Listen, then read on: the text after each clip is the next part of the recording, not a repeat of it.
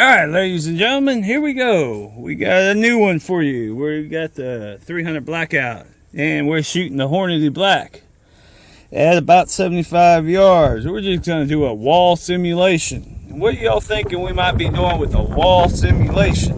Yes, it's a windy day. Well, here's our simulated wall. Yay! We have two pieces of sheetrock spaced out. And what we're going to do is just fire on through and see what that Hornady Black does after going through two pieces of sheetrock with the gap. So that is hollow in between there, just so y'all know. And that's what we're doing at 75 yards, just in case if you're ever doing home defense in a mansion. So there you go. Stick around.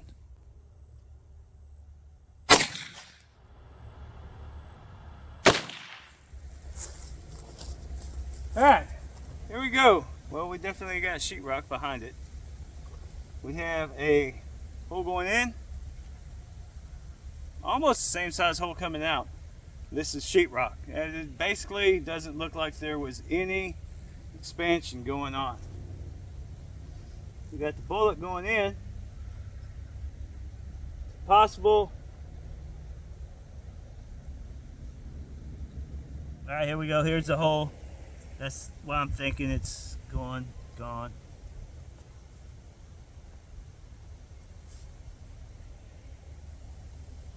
Yep. We do have an escape out the back door. The holes are all roughly the same size as my finger going through the jeans. So just to let you know, I mean, that's that 300 Blackout. These are the Hornady Blacks, you know, the one that everybody explodes on impact, and everybody says it doesn't do a whole lot of anything, because I've done other tests with them and they just kind of vaporize.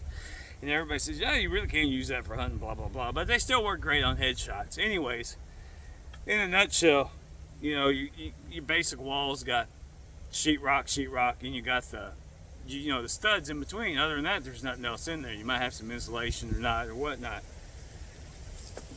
That went through both sides. That's the entry, that's the exit. Two pieces of sheetrock spread out. So don't think that bullet is just going to vaporize on impact. Thanks for watching Bohemian Hunting Club. Yeah.